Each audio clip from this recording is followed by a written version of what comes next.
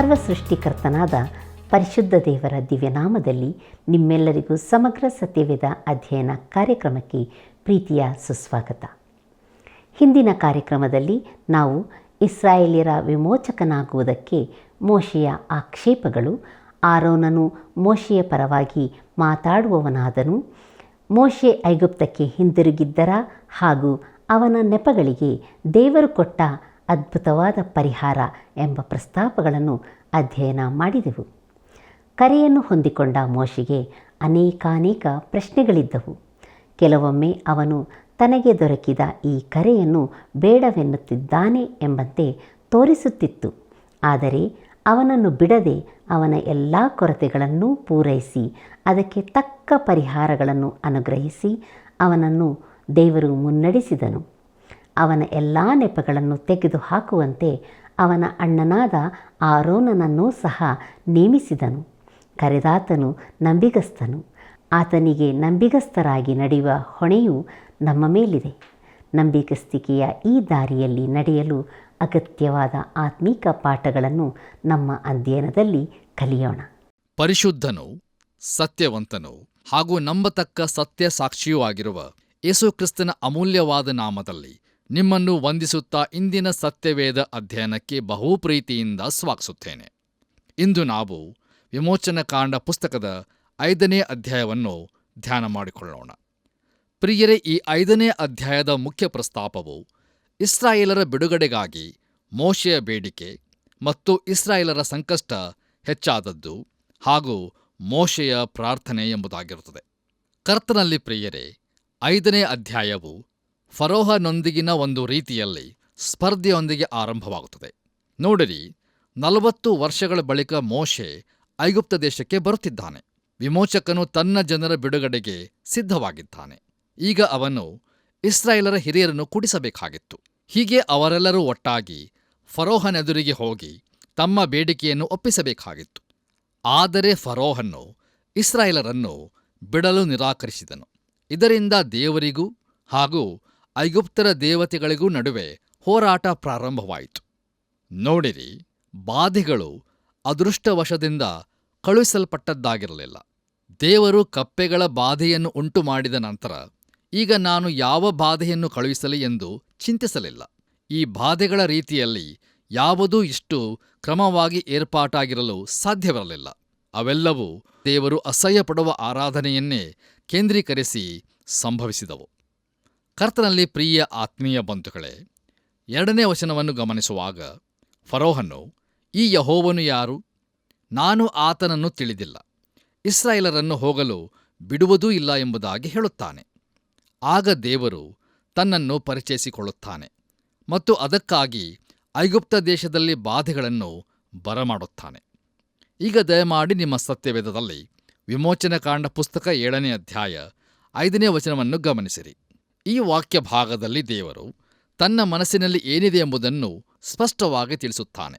ಅಲ್ಲಿ ಹೀಗೆ ನೋಡುತ್ತೇವೆ, ನಾನು ಐಗುಪ್ತರಿಗೆ ವಿರೋಧವಾಗಿ ಕೈಚಾಚಿ ಅವರ ಮಧ್ಯದಿಂದ ಇಸ್ರಾಯೇಲರನ್ನು ಹೊರತಂದಾಗ ನಾನು ಯೆಹೋವನೆಂಬುದನ್ನು ಐಗುಪ್ತರು ತಿಳಿದುಕೊಳ್ಳುವರು ಅಂದನು ಎಂಬುದಾಗಿ. ಪ್ರಿಯರೇ, ತನ್ನ ಜನರನ್ನು ವಿಮೋಚಿಸಲು ದೇವರು ಬಾಧೆಗಳನ್ನು ಉಪಯೋಗಿಸಿದನು ಮತ್ತು ಐಗುಪ್ತರು ಆತನು ಯಾರೆಂದು ತಿಳಿದುಕೊಂಡರು. ಪ್ರಿಯರೇ, ಗಮನಿಸಿರಿ, ಪ್ರತಿಯೊಂದು ಬಾಧೆಯು ಐಗುಪ್ತರ ಒಂದೊಂದು ದೇವತೆಯ ವಿರುದ್ಧವಾದದ್ದಾಗಿತ್ತು. ಆ ದೇಶದಲ್ಲಿ ಸಾವಿರಾರು ಗುಡಿಗಳು, ಸುಮಾರು 3,000 ದೇವತೆಗಳೂ ಇದ್ದವು. ನೋಡಿರಿ, ಐಗುಪ್ತರು ಬುದ್ಧಿಹೀನರಾಗಿರಲಿಲ್ಲ. ನಮ್ಮಲ್ಲಿ ಈಗ ಆಧುನಿಕ ತಂತ್ರಜ್ಞಾನದ ಅನೇಕ ಉಪಕರಣಗಳು ಇವೆ. ಆದರೆ ನಾವು ಹೆಚ್ಚಿನವರೆಂದಲ್ಲ. ನಮಗಿರುವ ಜ್ಞಾನವೆಲ್ಲವೂ ನಮ್ಮ ಪೂರ್ವಜನರಿಂದ ಹಸ್ತಾಂತರಗೊಂಡವುಗಳೇ ಆಗಿವೆ. ಹೌದು, ಶತಮಾನಗಳಿಂದ ಹರಿದು ಬಂದ ಜ್ಞಾನದ ಮೇಲೆ ನಾವು ಕಟ್ಟುತ್ತಿದ್ದೇವೆ. ಅಪೊಸ್ತಲನಾದ ಪೌಲನು ತಿಮೋಥೆಯನಿಗೆ ಬರೆದ 2ನೇ ಪತ್ರಿಕೆ 3ನೇ ಅಧ್ಯಾಯ 8ನೇ ವಚನದಲ್ಲಿ ಹೀಗೆ ಸೂಚಿಸುತ್ತಾನೆ, ಎನ್ನ ಎಂಬ್ರ ಎಂಬುವರು ಮೋಶೆಯನ್ನು ವಿರೋಧಿಸುತ್ತಾರೆ, ಬುದ್ಧಿಗೆಟ್ಟವರು, ಕ್ರಿಸ್ತ ನಂಬಿಕೆಯಿಂದ ಭ್ರಷ್ಟರೂ ಆಗಿದ್ದಾರೆ ಎಂಬುದಾಗಿ. ನೋಡಿರಿ, ಐಗುಪ್ತದ ಧಾರ್ಮಿಕತೆಯಲ್ಲಿದ್ದ ಶಕ್ತಿ ಸೈತಾನನದಾಗಿತ್ತು ಮತ್ತು ಸೈತಾನನು ತನ್ನನ್ನು ಆರಾಧಿಸುವವರಿಗೆ ಬಲವನ್ನು ದಯಪಾಲಿಸುತ್ತಾನೆ. ಗ್ರೀಕ್ ಆಡಳಿತದ ಕಾಲದಲ್ಲಿ ಡೆಲ್ಫಿ ಎಂಬಲ್ಲಿದ್ದ ದಿವ್ಯವಾಣಿ ಇದಕ್ಕೆ ಉದಾಹರಣೆಯಾಗಿದೆ. ಹೌದು, ದೇವರು ತಾನು ಕಳುಹಿಸಿದ ಬಾಧೆಗಳನ್ನು ಐಗುಪ್ತರ ದೇವತೆಗಳಿಗೂ ಫರೋಹನಿಗೂ ಹಾಗೂ ಸೈತಾನನಿಗೂ ವಿರುದ್ಧವಾಗಿ ಪ್ರಯೋಗಿಸಿದನು. ಅದು ದೇವತೆಗಳ ನಡುವಣ ಹೋರಾಟವಾಗಿತ್ತು. ವಿಮೋಚನಕಾಂಡ ಪುಸ್ತಕ 12ನೇ ಅಧ್ಯಾಯ 12ನೇ ವಚನವು ಇದನ್ನು ಸ್ಪಷ್ಟವಾಗಿ ತಿಳಿಸುತ್ತದೆ. ಅಲ್ಲಿ ಹೀಗೆ ಬರೆದದೆ, ಆ ರಾತ್ರಿ ನಾನು ಐಗುಪ್ತ ದೇಶದ ನಡುವೆ ಹಾದು ಹೋಗಿ ಮನುಷ್ಯರಲ್ಲಾಗಲಿ ಪಶುಗಳಲ್ಲಾಗಲಿ ಚೊಚ್ಚಲಾಗಿರುವುದನ್ನೆಲ್ಲ ಸಂಹರಿಸುವೆನು. ಐಗುಪ್ತ ದೇಶದ ಸಮಸ್ತ ದೇವತೆಗಳಿಗೂ ಶಿಕ್ಷೆ ಮಾಡುವೆನು. ನಾನು ಯೆಹೋವನು ಎಂಬುದಾಗಿ. ಕರ್ತನಲ್ಲಿ ಪ್ರಿಯರೇ, ಐಗುಪ್ತರ ದೇವತೆಗಳು ಸುಳ್ಳೆಂದು ದೇವರು ತೋರಿಸಿಕೊಟ್ಟನು. ನೋಡಿರಿ, ಇಸ್ರಾಯೇಲರಿಗೆ ಅವರನ್ನು ಬಿಡಿಸಲು ತಾನೊಬ್ಬನೇ ಸರ್ವಶಕ್ತನೆಂದು ತೋರಿಸಿಕೊಟ್ಟನು. ಅಷ್ಟೇ ಅಲ್ಲದೆ ತಾನು ಎಲ್ಲರಿಗಿಂತಲೂ ಮಹೋನ್ನತನೆಂದು ದೇವರು ಅವರಿಗೆ ತೋರಿಸಿಕೊಡಬೇಕಾಯಿತು. ಪ್ರತಿಯೊಂದು ಬಾಧೆಗೂ ಅರ್ಥವಿತ್ತೆಂಬುದನ್ನು ನಾವು ತಿಳಿದುಕೊಳ್ಳುವಂತೆ ಪ್ರತಿಯೊಂದು ಬಾಧೆಯ ಕುರಿತು ಸ್ವಲ್ಪ ಸೂಕ್ಷ್ಮವಾಗಿ ನೋಡೋಣ. ಮೋಶೆ ಫರೋಹನೆದುರಿಗೆ ಮೊದಲು ನಿಂತಾಗ ಅವನು ತನ್ನ ಕೋಲನ್ನು ಹಾವನ್ನಾಗಿ ಪರಿವರ್ತಿಸಿದನು. ಐಗುಪ್ತದ ಮಾಂತ್ರಿಕರು ಕೂಡ ಅದೇ ಕಾರ್ಯವನ್ನು ಮಾಡಿದರು. ಇದರಿಂದ ಸೈತಾನನಿಗೂ ಕೆಲವೊಂದು ಶಕ್ತಿಗಳು ಇವೆ ಎಂಬುದು ತಿಳಿದು ಬರುತ್ತದೆ. ಈ ಘಟನೆಯ ಬಳಿಕ 10 ಬಾಧೆಗಳು ಒಂದೊಂದಾಗಿ ಸಂಭವಿಸುತ್ತವೆ. ಮೊದಲೇದಾಗಿ ನೀರು ರಕ್ತವಾದದ್ದು. ವಿಮೋಚನಕಾಂಡ ಪುಸ್ತಕ 7ನೇ ಅಧ್ಯಾಯ 19ರಿಂದ 25 ವಚನಗಳು. ಕರ್ತನಲ್ಲಿ ನನ್ನ ಪ್ರಿಯ ಆತ್ಮೀಯ ಬಂಧುಗಳೇ, ಐಗುಪ್ತ ದೇಶದ ಫಲವತ್ತತೆಯು ನೈಲ್ ನದಿಯು ದಡಮೀರಿ ಹರಿಯುವುದರಿಂದ ಉಂಟಾಗುತ್ತದೆ. ನದಿ ತನ್ನ ಪ್ರವಾಹದೊಂದಿಗೆ ಒಳ್ಳೆ ಸಾರವನ್ನು ನೀರನ್ನು ಉಣಿಸುತ್ತದೆ. ಆದ್ದರಿಂದ ಪ್ರಿಯರೇ, ಈ ನದಿಯನ್ನು ಓಸಿರಿಸ್ ದೇವತೆ ಎಂದು ಆರಾಧಿಸುತ್ತಿದ್ದರು. ಅವನ ಕಣ್ಣುಗಳು ಎಲ್ಲವನ್ನೂ ನೋಡುತ್ತಿರುತ್ತವೆ ಎಂಬ ಚಿತ್ರಣ ಐಗುಪ್ತರ ಎಲ್ಲಾ ಕಲೆಗಳಲ್ಲಿಯೂ ಕಾಣಬರುತ್ತದೆ. ಪ್ರತಿ ವಸಂತಕಾಲದ ಆಗಮನದಲ್ಲಿಯೂ ನದಿಯು ಮರಣದಿಂದ ಜೀವವನ್ನು ತರುತ್ತದೆಂದು ಆ ಭಕ್ತರು ವಿಶೇಷ ಆರಾಧನೆಗಳನ್ನು ಸಲ್ಲಿಸುತ್ತಾರೆ. ಆದರೆ ನೀರು ರಕ್ತವಾದಾಗ ಜೀವದ ಬದಲು ಮರಣವನ್ನು ತಂದಿತು. ನೋಡಿರಿ, ಐಗುಪ್ತದ ಮಾಂತ್ರಿಕರೂ ಕೂಡ ಇದೇ ಅದ್ಭುತವನ್ನು ನಡೆಸಿ ತೋರಿಸಿದರು. ಎರಡನೆಯದಾಗಿ ಕಪ್ಪೆಗಳ ಬಾಧೆ. ವಿಮೋಚನಕಾಂಡ ಪುಸ್ತಕ 8ನೇ ಅಧ್ಯಾಯ 1ರಿಂದ 15 ವಚನಗಳು. ಮೆಂಫಿಸ್ ಪಟ್ಟಣದ ದೇವಸ್ಥಾನಗಳಲ್ಲಿ ಕುರೂಪಿಯಾದ ಕಪ್ಪೆಯ ತಲೆಯ ದೇವತೆಯ ಹೇಕಾನ್ ದೇವಸ್ಥಾನ ಅತ್ಯಂತ ಸುಂದರವಾದದ್ದಾಗಿದೆ. ಈ ಪವಿತ್ರ ಕಪ್ಪೆಯನ್ನು ಕೊಲ್ಲುವುದು ಅಪರಾಧವಾಗಿತ್ತು. ಆದರೆ ಈ ಕಪ್ಪೆಗಳು ಮನೆ, ಕೋಣೆ, ಹಾಸಿಗೆ, ಆಹಾರದಲ್ಲಿ ಹಾಗೂ ಎಲ್ಲಾ ಕಡೆಗಳಲ್ಲಿಯೂ ತುಂಬಿದ್ದರಿಂದ ಐಗುಪ್ತರು ಅವುಗಳನ್ನು ಕೊಲ್ಲುವ ಮನಸ್ಸು ಮಾಡಲೇಬೇಕಾಯಿತು. ಆದರೆ ಅವು ಅಪವಿತ್ರ ಪ್ರಾಣಿಗಳಾಗಿದ್ದವು. ಐಗುಪ್ತದ ಮಾಂತ್ರಿಕರು ತಮ್ಮ ಕೈಚಳಕದಿಂದ ಹಾಗೂ ಗುಪ್ತ ವಿದ್ಯೆಗಳಿಂದ ಇದೇ ರೀತಿಯಾಗಿ ಮಾಡಿದರು. ಇಲ್ಲಿಯ ತನಕ ಅವರು ತಮ್ಮ ಪ್ರಯತ್ನಗಳಲ್ಲಿ ಯಶಸ್ಸನ್ನು ಕಂಡರು. ಮೂರನೆಯದಾಗಿ ಹೇನುಗಳ ಬಾಧೆ. ವಿಮೋಚನಕಾಂಡ ಪುಸ್ತಕ 8ನೇ ಅಧ್ಯಾಯ 16ರಿಂದ 20 ವಚನಗಳು. ಕರ್ತನಲ್ಲಿ ಪ್ರಿಯರೇ, ಐಗುಪ್ತರು ಭೂಮಿ ದೇವತೆಯಾದ ಗೇಬನನ್ನು ಪೂಜಿಸುತ್ತಿದ್ದರು. ಆದರೆ ಭೂಮಿಯ ಧೂಳು ಐಗುಪ್ತದಲ್ಲೆಲ್ಲ ಹೇನಾಗಿ ಪರಿವರ್ತನೆಯಾಯಿತು. ನೋಡಿರಿ, ಗೇಬನಿಗೆ ಪವಿತ್ರವಾದ ಭೂಮಿಯ ಧೂಳು ಐಗುಪ್ತದಲ್ಲೆಲ್ಲ ಅಸಹ್ಯವಾಯಿತು. ಫರೋಹನು ಈ ಬಾಧೆಯನ್ನು ತೆಗೆಯಬೇಕೆಂದು ಕೇಳಿಕೊಳ್ಳಲಿಲ್ಲ. ಐಗುಪ್ತದ ಮಾಂತ್ರಿಕರೂ ಇದನ್ನು ಪುನರಾವರ್ತಿಸಲು ಆಗಲಿಲ್ಲ. ಇದರಿಂದ ಈ ಬಾಧೆಯನ್ನು ಉಂಟು ಮಾಡಿದಾತನು ತಮ್ಮ ಐಗುಪ್ತದ ದೇವತೆಗಳಿಗಿಂತ ಹೆಚ್ಚಿನವನೆಂದು ಅವರು ಒಪ್ಪಿಕೊಂಡಂತಾಯಿತು. ನಾಲ್ಕನೆಯದಾಗಿ ವಿಷದ ಹುಳುಗಳ ಬಾಧೆ. ವಿಮೋಚನಕಾಂಡ ಪುಸ್ತಕ 8ನೇ ಅಧ್ಯಾಯ 20ರಿಂದ 32 ವಚನಗಳು. ಕರ್ತನಲ್ಲಿ ನನ್ನ ಪ್ರಿಯ ಆತ್ಮೀಯ ಸ್ನೇಹಿತರೆ, ಈ ವಿಷದ ಹುಳುಗಳು ಪವಿತ್ರ ದುಂಬಿ ಹುಳುಗಳಾಗಿದ್ದವೆಂದು ಕೆಲವರ ಅಭಿಪ್ರಾಯ. ಖೇಪಾರನು ಈ ಹುಳುಗಳ ದೇವತೆಯಾಗಿದ್ದನು. ಈ ಹುಳುಗಳು ಐಗುಪ್ತರ ಸಮಾಧಿಗಳಲ್ಲಿ ಕಂಡುಬರುತ್ತಿದ್ದು ಅವು ನಿತ್ಯ ಜೀವದ ಕುರಿತು ಪ್ರತಿನಿಧಿಸುತ್ತಿದ್ದವು. ಅಷ್ಟೇ ಅಲ್ಲದೆ ಸೂರ್ಯ ದೇವನಾದ ರಾ ಎಂಬುವನಿಗೆ ಇವು ಪವಿತ್ರದವುಗಳಾಗಿದ್ದವು. ಐದನೆಯದಾಗಿ ಪಶು ರೋಗದ ಬಾಧೆ. ವಿಮೋಚನಕಾಂಡ ಪುಸ್ತಕ 9ನೇ ಅಧ್ಯಾಯ ಪ್ರಾರಂಭದ 7 ವಚನಗಳು. ಕರ್ತನಲ್ಲಿ ಪ್ರಿಯರೇ, ಇದು ಪಶುಗಳನ್ನು ಬಾಧಿಸುವ ಒಂದು ತರದ ರೋಗವಾಗಿದೆ. ಐಗುಪ್ತದಲ್ಲಿ 2ನೇ ಅತಿ ದೊಡ್ಡ ದೇವಾಲಯವು ಮೆಂಫಿಸ್ ನಗರದಲ್ಲಿದ್ದು ಅದು ಕಪ್ಪು ಹೋರಿ ಏಫಿಸ್ನ ಗುಡಿಯಾಗಿತ್ತು. ಈ ಬಾಧೆಯಿಂದಾಗಿ ಐಗುಪ್ತರು ರೋಗಗ್ರಸ್ತ ಪಶುವನ್ನು ಆರಾಧಿಸುವ ಹಾಗಾಯಿತು. 6ನೇದಾಗಿ ಹುಣ್ಣು ಬೊಕ್ಕೆಗಳ ಬಾಧೆ. ವಿಮೋಚನಕಾಂಡ ಪುಸ್ತಕ 9ನೇ ಅಧ್ಯಾಯ 8ರಿಂದ 17 ವಚನಗಳು. ಕರ್ತನಲ್ಲಿ ಪ್ರಿಯರೇ, ದಯಮಾಡಿ ಗಮನಿಸಿರಿ. ಐಗುಪ್ತದ ಯಾಜಕರೆಲ್ಲರೂ ನಿಷ್ಕಳಂಕವಾದ ದೇಹ ಹೊಂದಿರಬೇಕಾಗಿತ್ತು. ಆದ್ದರಿಂದ ಅವರ ದೇಹದಲ್ಲಿ ಯಾವ ಹುಣ್ಣು, ಬೊಕ್ಕೆ, ಗಾಯಗಳು ಇರಬಾರದಾಗಿತ್ತು. ಆದರೆ ಈಗ ಐಗುಪ್ತದ ಇಡೀ ದೇಶದ ಯಾಜಕರೆಲ್ಲರೂ ದೇಹವಿಡೀ ಹುಣ್ಣು, ಬೊಕ್ಕೆಗಳನ್ನು ಹೊಂದಿದವರಾಗಿದ್ದರು. ಈಗ ಅವರಾರೂ ಯಾವ ಗುಡಿಗಳಲ್ಲಿಯೂ ಪೂಜೆ ಮಾಡಲು ಸಾಧ್ಯವಿರಲಿಲ್ಲ. ಇದು ಐಗುಪ್ತದ ಇಡೀ ಧರ್ಮಾಚರಣೆಯ ಮೇಲಣ ತೀರ್ಪಾಗಿತ್ತು. ಇನ್ನು 7ನೇದಾಗಿ ಆನೆಕಲ್ಲಿನ ಮಳೆಯ ಬಾಧೆ. ವಿಮೋಚನಕಾಂಡ ಪುಸ್ತಕ 9ನೇ ಅಧ್ಯಾಯ 18ರಿಂದ 35 ವಚನಗಳು. ನೋಡಿರಿ, ಗಗನ ದೇವತೆಯು ಬಹಳ ಹೀನಳೆಂದು ತೋರಿಸುವಂತೆ ದೇವರು ಮಳೆಯ ಮೇಲೂ ತನಗಿರುವ ಶಕ್ತಿಯನ್ನು ಪ್ರದರ್ಶಿಸಿದನು. 8ನೇದಾಗಿ ಮಿಡತೆಗಳಿಂದಾದ ಬಾಧೆ. ವಿಮೋಚನಕಾಂಡ ಪುಸ್ತಕ 10ನೇ ಅಧ್ಯಾಯ 1ರಿಂದ 20 ವಚನಗಳು. ಕರ್ತನಲ್ಲಿ ಪ್ರಿಯ ದೇವಜನರೇ, ಈ ತೀರ್ಪು ಕೀಟಗಳ ದೇವತೆಯ ಮೇಲಿನದಾಗಿತ್ತು. ನೋಡಿರಿ, ಈ ಮಿಡತೆಗಳ ಬಾಧೆಯೆಂದರೆ ಬೆಳೆಗಳು ಶಾಪ ಹೊಂದಿದಂತೆಯೇ. ಯೋವೇಲನ ಪ್ರವಾದನಾ ಪುಸ್ತಕ ಹಾಗೂ ಪ್ರಕಟಣೆ ಪುಸ್ತಕಗಳಲ್ಲಿ ಕಾಣುವಂತೆ ಇದು ದೇವರ ನ್ಯಾಯ ತೀರ್ಪಿನ ಗುರುತಾಗಿತ್ತು. 9ನೇದಾಗಿ ಕಾರ್ಗತ್ತಲೆಯ ಬಾಧೆ. ವಿಮೋಚನಕಾಂಡ ಪುಸ್ತಕ 10ನೇ ಅಧ್ಯಾಯ 21ರಿಂದ 29 ವಚನಗಳು. ಕರ್ತನಲ್ಲಿ ನನ್ನ ಪ್ರಿಯ ಸಹೋದರ ಸಹೋದರಿಯರೇ, ಅವರು ಆರಾಧಿಸುತ್ತಿದ್ದ ಮುಖ್ಯ ದೇವತೆಯಾದ ಸೂರ್ಯನಿಗೆ ವಿರುದ್ಧವಾಗಿ ದೇವರು ಕಾರ್ಯಾಚರಣೆ ನಡೆಸಿದನು. ನೋಡಿರಿ, ಐಗುಪ್ತದ ಅವಶೇಷಗಳಲ್ಲಿ ಸೂರ್ಯ ದೇವನ ಚಿಹ್ನೆ ಎಲ್ಲೆಲ್ಲೂ ಕಾಣಸಿಗುತ್ತದೆ. ಕಾರ್ಗತ್ತಲೆಯ ಬಾಧೆಯು ರಾ ದೇವನ ಸಂಪೂರ್ಣ ನಿಸ್ಸಹಾಯಕತೆಯನ್ನು ತೋರಿಸುತ್ತಿತ್ತು. ಇನ್ನು ಕೊನೆಯದಾಗಿ 10ನೇದಾಗಿ ಚೊಚ್ಚಲ ಮಕ್ಕಳ ಸಂಹಾರ. ವಿಮೋಚನಕಾಂಡ ಪುಸ್ತಕ 11ನೇ ಅಧ್ಯಾಯ 1ನೇ ವಚನದಿಂದ 12ನೇ ಅಧ್ಯಾಯ 1ರಿಂದ 36 ವಚನಗಳು. ಕರ್ತನಲ್ಲಿ ನನ್ನ ಪ್ರಿಯ ಆತ್ಮೀಯ ಬಂಧುಗಳೇ, ಐಗುಪ್ತರ ನಂಬಿಕೆಯ ಪ್ರಕಾರ ಚೊಚ್ಚಲ ಸಂತಾನವು ಐಗುಪ್ತರ ದೇವತೆಗಳಿಗೆ ಸಮರ್ಪಿಸಿದ್ದಾಗಿದ್ದವು. ಅಂದರೆ ಐಗುಪ್ತರು ತಮ್ಮ ದೇವತೆಗಳಿಗಾಗಿ ಪ್ರತ್ಯೇಕಿಸಿದ್ದನ್ನು ಯೆಹೋವನು ತೆಗೆದುಕೊಂಡನು. ತಾನು ಯಾರು ಎಂಬುದನ್ನು ದೇವರು ಐಗುಪ್ತರಿಗೆ ತೋರಿಸಿಕೊಡುತ್ತಿದ್ದಾನೆ. ತಾನೇ ದೇವರು ಎಂಬುದನ್ನು ಫರೋಹನಿಗೆ ತೋರಿಸುತ್ತಿದ್ದಾನೆ. ಮಾತ್ರವಲ್ಲದೆ ತನ್ನ ಜನರಾದ ಇಸ್ರಾಯೇಲರೂ ಕೂಡ ಆತನನ್ನು ತಮ್ಮ ದೇವರೆಂದು ಒಪ್ಪಿಕೊಳ್ಳುವಂತೆ ಮಾಡಿದ್ದಾನೆ. ಈ ಕೊನೆಯ ಬಾಧೆಯ ಬಳಿಕ ಇಸ್ರಾಯೇಲರು ಐಗುಪ್ತರ ಬಾಧೆಯಿಂದ ಬಿಡುಗಡೆ ಹೊಂದುತ್ತಾರೆ. ದೇವರ ನಾಮಕ್ಕೆ ಸ್ತೋತ್ರವಾಗಲಿ. ಹೌದು ಪ್ರಿಯರೇ, ಐಗುಪ್ತರಿಗೆ ಉಂಟಾದ ಪ್ರತಿಯೊಂದು ಬಾಧೆಯಲ್ಲಿಯೂ ದೇವರ ಉದ್ದೇಶವಿತ್ತೆಂಬುದನ್ನು ನಾವು ತಿಳಿದುಕೊಳ್ಳುವುದು ಬಹು ಅವಶ್ಯವಾಗಿದೆ. ಹೌದು ಪ್ರಿಯರೇ, ಈ 5ನೇ ಅಧ್ಯಾಯದಲ್ಲಿ ಫರೋಹನೊಂದಿಗಿನ ಸ್ಪರ್ಧೆಯು, ಐಗುಪ್ತರ ದೇವರುಗಳೊಂದಿಗಿನ ಹೋರಾಟವು ಪ್ರಾರಂಭವಾಗುತ್ತದೆ.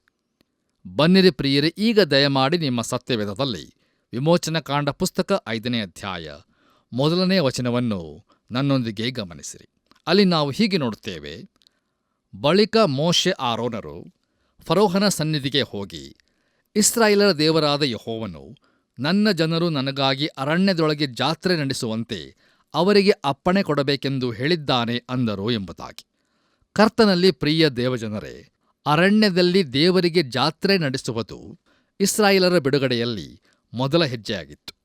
ಮೋಶೆ ಆರೋನರು ಫರೋಹನ ಸನ್ನಿಧಿಗೆ ಬಂದು, ನಮ್ಮ ಜನರನ್ನು ಬಿಟ್ಟುಬಿಡು, ನಾವು ಐಗುಪ್ತವನ್ನು ಬಿಟ್ಟು ನಮ್ಮ ವಾಗ್ದತ್ತ ದೇಶಕ್ಕೆ ಹೋಗುತ್ತೇವೆಂದು ಅವಸರದಿಂದ ಹೇಳಲಿಲ್ಲ. ನೋಡಿರಿ, ಇಸ್ರಾಯೇಲ್ಯರು ಅರಣ್ಯದೊಳಕ್ಕೆ ಹೋಗಿ ಆರಾಧಿಸಲು ಅಪ್ಪಣೆ ಕೊಡಬೇಕೆಂದು ಮಾತ್ರ ಕೇಳಿಕೊಂಡರು. ಇದು ಮುಂದಣ ಘಟನೆಗಳಿಗೆ ಫರೋಹನನ್ನು ಅವರು ತಯಾರು ಮಾಡುವಂತಿತ್ತು. ಈಗ ಫರೋಹನ ಪ್ರತಿಕ್ರಿಯೆಯನ್ನು ಗಮನಿಸಿರಿ. ವಿಮೋಚನಕಾಂಡ ಪುಸ್ತಕ 5ನೇ ಅಧ್ಯಾಯ 2ನೇ ವಚನವನ್ನು ಓದುವಾಗ ಅಲ್ಲಿ ಹೀಗೆ ನೋಡುತ್ತೇವೆ: ಅದಕ್ಕೆ ಫರೋಹನು, ಯೆಹೋವನೆಂಬುವನು ಯಾರು? ನಾನು ಅವನ ಮಾತನ್ನು ಕೇಳಿ ಇಸ್ರಾಯೇಲರನ್ನು ಹೋಗಗೊಡಿಸುವುದೇಕೆ? ಯೆಹೋವನು ಯಾರೋ ನನಗೆ ಗೊತ್ತಿಲ್ಲ. ಇದು ಮಾತ್ರವಲ್ಲದೆ ಇಸ್ರಾಯೇಲರು ಹೊರಟು ಹೋಗುವುದಕ್ಕೆ ನಾನು ಒಪ್ಪುವುದೇ ಇಲ್ಲ ಅಂದನು ಎಂಬುದಾಗಿ. ಕರ್ತನಲ್ಲಿ ನನ್ನ ಪ್ರಿಯ ಆತ್ಮೀಯ ಸ್ನೇಹಿತರೆ, ನನ್ನ ಜನರನ್ನು ಹೋಗಲು ಬಿಡು ಎಂಬ ಮಾತು ಚಲನಚಿತ್ರಗಳಲ್ಲೂ ಪ್ರಸಿದ್ಧವಾಗಿದೆ. ಆದರೆ ಯೆಹೋವನು ಯಾರು ಎಂಬ ಮಾತನ್ನು ನಾವು ಪ್ರಸಿದ್ಧಿಗೊಳಿಸುತ್ತಿದ್ದರೆ ಬಹಳ ಒಳ್ಳೆಯದಿತ್ತು. ನೋಡಿರಿ, ಇದು ಈ ದಿನಗಳಲ್ಲಿನ ಅತಿ ಪ್ರಾಮುಖ್ಯವಾದ ಪ್ರಶ್ನೆಯಾಗಿದೆ. ಯಾಕಂದರೆ ಪ್ರಿಯರೇ, ಬಿಡುಗಡೆ ಹೊಂದಿಕೊಳ್ಳುವ ಮೊದಲು ನಾವು ಆತನನ್ನು ತಿಳಿದುಕೊಳ್ಳಬೇಕಾಗಿದೆ. ಫರೋಹನು 2 ವಿಚಾರಗಳನ್ನು ಬಹು ಸ್ಪಷ್ಟವಾಗಿ ತಿಳಿಸುತ್ತಾನೆ. ಮೊದಲನೆಯದಾಗಿ, ನನಗೆ ಯೆಹೋವನು ಯಾರೋ ಗೊತ್ತಿಲ್ಲ. ಹಾಗೂ ಎರಡನೆಯದಾಗಿ, ಇಸ್ರಾಯೇಲರನ್ನು ಹೋಗಲು ನಾನು ಬಿಡುವುದೇ ಇಲ್ಲ ಎಂಬುದಾಗಿ. ಆದರೆ ಬಹುಬೇಗನೆ ಅವನಿಗೆ ಯೆಹೋವನ ಪರಿಚಯ ಬಹು ಭಯಂಕರವಾದ ರೀತಿಯಲ್ಲಿ ಆಗಲಿದೆ ಹಾಗೂ ಅವನು ಇಸ್ರಾಯೇಲರನ್ನು ಹೋಗಗೊಡಿಸುತ್ತಾನೆ. ಪ್ರಿಯರೇ, ನಾವು ಮುಂದುವರೆದು ವಿಮೋಚನಕಾಂಡ ಪುಸ್ತಕ 5ನೇ ಅಧ್ಯಾಯ 3ನೇ ವಚನವನ್ನು ಓದುವಾಗ ಅಲ್ಲಿ ಹೀಗೆ ಬರೆದದೆ, ಅವರು ಅವನಿಗೆ, ಇಬ್ರಿಯರ ದೇವರು ನಮ್ಮನ್ನು ಎದುರುಗೊಂಡನು.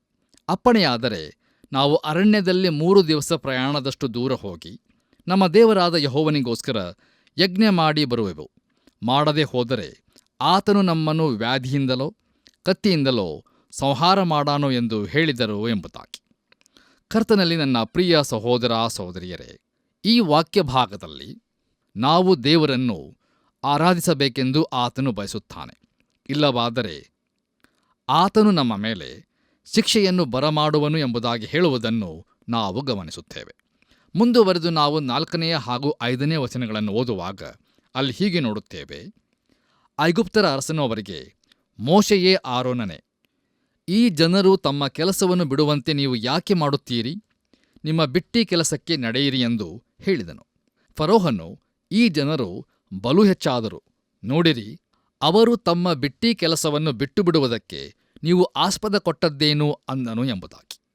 ಪ್ರಿಯ ದೇವಜನರೇ, ಮೋಶೆ ತನ್ನ ಜನರನ್ನು ಗುಂಪಾಗಿ ಕೂಡಿಸಿ ಅವರ ಸಂಗಡ ಮಾತಾಡುತ್ತಿದ್ದನು. ಅವರಿಗೆ ಅಲ್ಲಿ ಸಾಕಾಗಿ ಹೋಗಿತ್ತು. ಅವರು ಐಗುಪ್ತವನ್ನು ಬಿಟ್ಟು ಹೊರಡಲು ಬಹಳ ಕಾತುರರಾಗಿದ್ದರು. ಇದರಿಂದ ಆಗಬಹುದಾದ ಸಮಸ್ಯೆ ಫರೋಹನಿಗೆ ಗೊತ್ತಾಯಿತು. ಆದ್ದರಿಂದ ಅವರನ್ನು ತಿರುಗಿ ಇಟ್ಟಿಗೆ ಕೆಲಸಕ್ಕೆ ಹಿಂತಿರುಗಿ ಹೋಗಲು ಹೇಳಿದನು.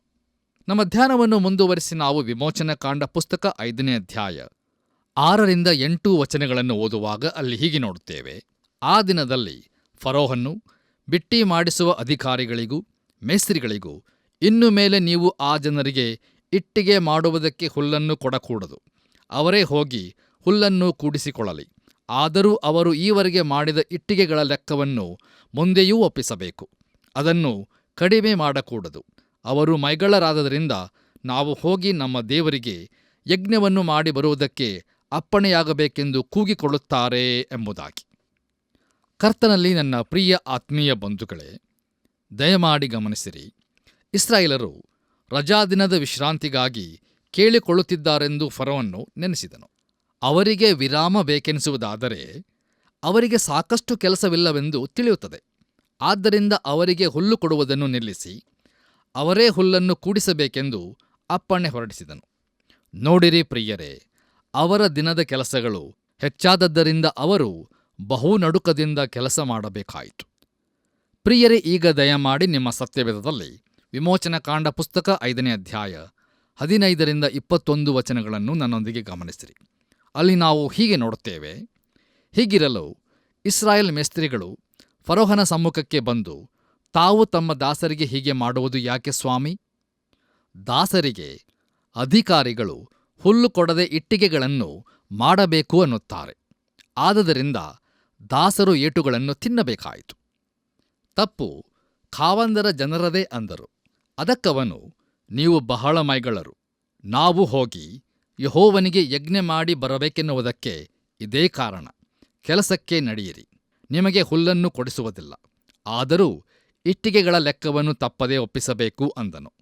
ದಿನವೂ ಒಪ್ಪಿಸಬೇಕಾದ ಇಟ್ಟಿಗೆಗಳ ಲೆಕ್ಕ ಕಡಿಮೆಯಾಗಬಾರದೆಂದು ಅಪ್ಪಣೆಯಾದದ್ದರಿಂದ ಇಸ್ರಾಯೇಲ್ ಮೇಸ್ತ್ರಿಗಳು ತಮಗೆ ದುರವಸ್ಥೆಯುಂಟಾಯಿತೆಂದು ತಿಳಿದುಕೊಂಡರು.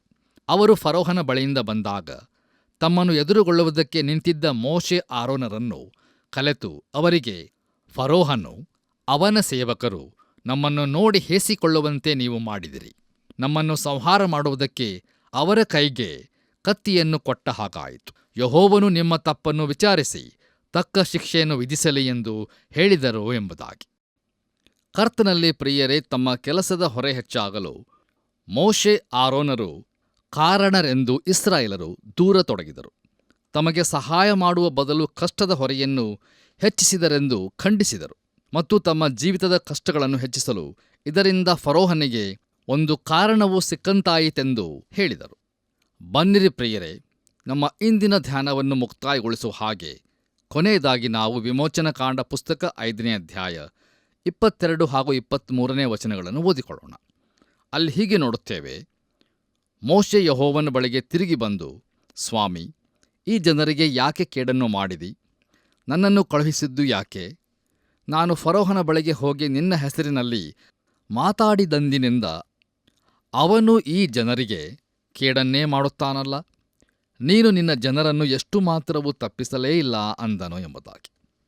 ಕರ್ತನಲ್ಲಿ ನನ್ನ ಪ್ರಿಯ ಆತ್ಮೀಯ ಸ್ನೇಹಿತರೆ, ಮೋಶೆಯ ತಾಳ್ಮೆ ತಪ್ಪಿತು.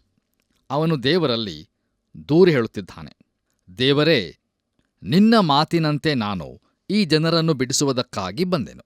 ಆದರೆ ಫರೋಹನು ಅವರನ್ನು ಹೋಗಗೊಡಿಸುವ ಬದಲು ಅವರ ಜೀವಿತಗಳನ್ನು ಇನ್ನೂ ಕಷ್ಟಕರವಾಗುವಂತೆ ಮಾಡುತ್ತಿದ್ದಾನೆ ಅಂದನು.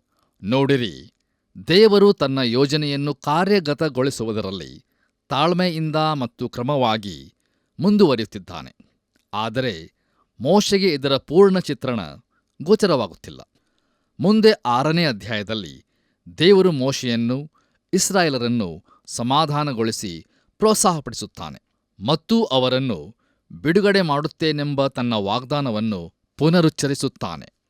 ಹೌದು ಪ್ರಿಯರೇ, ದೇವರು ಮೋಶೆಗೆ, ಇಸ್ರಾಯೇಲರಿಗೆ, ಫರೋಹನಿಗೆ ಮತ್ತು ಐಗುಪ್ತರಿಗೆ ಕಲಿಸಲಿಕ್ಕೆ ಇನ್ನೂ ಬಹಳಷ್ಟು ಇರುತ್ತದೆ. ಅದನ್ನು ನಾವು ಮುಂದಿನ ಅಧ್ಯಾಯಗಳಲ್ಲಿ ಧ್ಯಾನಿಸಲಿಕ್ಕಿದ್ದೇವೆ. ಇಲ್ಲಿಗೆ ಪ್ರಿಯರೇ, ಇಂದಿನ ವಾಕ್ಯ ಧ್ಯಾನವು ಮುಕ್ತಾಯವಾಯಿತು. ಇಂದಿನ ಧ್ಯಾನದ ಮೂಲಕ ನೀವೆಲ್ಲರೂ ಆತ್ಮಿಕವಾಗಿ ಆಶೀರ್ವದಿಸಲ್ಪಟ್ಟಿದ್ದೀರೆಂದು ನಾನು ನಂಬುತ್ತೇನೆ. ಹೌದು ಪ್ರಿಯರೇ, ಐಗುಪ್ತರ ಪ್ರತಿಯೊಂದು ಬಾಧೆಯಲ್ಲಿ ದೇವರ ಉದ್ದೇಶವಿತ್ತು ಮತ್ತು ಪ್ರತಿಯೊಂದು ಬಾಧೆಗೂ ಅರ್ಥವಿತ್ತು. ಮುಂದಿನ ಕಾರ್ಯಕ್ರಮದಲ್ಲಿ ನಾವು ವಿಮೋಚನಕಾಂಡ ಪುಸ್ತಕ 6ನೇ ಅಧ್ಯಾಯವನ್ನು ಧ್ಯಾನ ಮಾಡೋಣ. ಆದ್ದರಿಂದ ಪ್ರಿಯರೇ, ಈ ಅಧ್ಯಾಯವನ್ನು ನೀವು ಓದಿ ಧ್ಯಾನಿಸಿ ಕಾರ್ಯಕ್ರಮವನ್ನು ಆಲಿಸಲು ಪ್ರಾರ್ಥನಾಪೂರ್ವಕವಾಗಿ ಸಿದ್ಧರಾಗಬೇಕೆಂದು ನಿಮ್ಮನ್ನು ಪ್ರೀತಿಯಿಂದ ಕೇಳಿಕೊಳ್ಳುತ್ತೇನೆ. ತಂದೆಯಾದ ದೇವರು ನಿಮ್ಮನ್ನು ಹೇರಳವಾಗಿ ಆಶೀರ್ವದಿಸಲಿ. ಕರ್ತನ ಕೃಪೆಯು ಸದಾ ನಿಮ್ಮೊಂದಿಗಿರಲಿ. ಪ್ರಿಯರೇ, ಇದುವರೆಗೆ ವಿಮೋಚನಕಾಂಡ 5ನೇ ಅಧ್ಯಾಯವನ್ನು ಪೂರ್ಣವಾಗಿ ಅಧ್ಯಯನ ಮಾಡಿದೆವು. ದೇವರ ಸಹಾಯದಿಂದ ಬಹು ಗಂಭೀರವಾದ ಹಾಗೂ ಆಳವಾದ ಸತ್ಯಾರ್ಥಗಳನ್ನು ಕಲಿತುಕೊಳ್ಳುತ್ತಾ ಇದ್ದೇವೆ. ಕರ್ತನಿಗೆ ಸ್ತೋತ್ರವಾಗಲಿ. ಮೋಶೆಯು ಫರೋಹನಿಗೆ ಇಸ್ರಾಯೇಲ್ಯರನ್ನು ಹೋಗಲು ಬಿಡಬೇಕೆಂದು ಯೆಹೋವನು ಹೇಳಿದ್ದಾನೆ ಎಂದು ಹೇಳಲು ಅವನು, ಯೆಹೋವನೆಂಬವನು ಯಾರು? ಯೆಹೋವನು ಯಾರೋ ನನಗೆ ಗೊತ್ತಿಲ್ಲ ಎಂದು ಉತ್ತರಿಸುತ್ತಾನೆ. ನಾವು ಸಹ ಫರೋಹನಂತೆಯೇ ನಮ್ಮ ನಡೆ ನುಡಿಗಳಲ್ಲಿ, ನಮ್ಮ ಕ್ರಿಯೆಗಳಲ್ಲಿ ವರ್ತಿಸುತ್ತೇವಲ್ಲ. ನಮ್ಮ ಕ್ರೈಸ್ತತ್ವ ಕೇವಲ ಮಾತಿನಲ್ಲಿ ಇದ್ದರೆ ಪ್ರಯೋಜನವಿಲ್ಲ. ಅದು ನಮ್ಮ ಕೃತ್ಯಗಳಲ್ಲಿ ಇರಬೇಕು. ಅದುವೇ ನಿಜ ಕ್ರಿಸ್ತೀಯ ಜೀವಿತ. ಹೀಗಾಗುವಂತೆ ಇಸ್ರಾಯೇಲ್ಯರನ್ನು ಅರಣ್ಯದಲ್ಲಿ ನಡೆಸಿದ ಕರ್ತನು ತಾನೇ ನಿಮ್ಮೆಲ್ಲರನ್ನು ನಡೆಸಲಿ.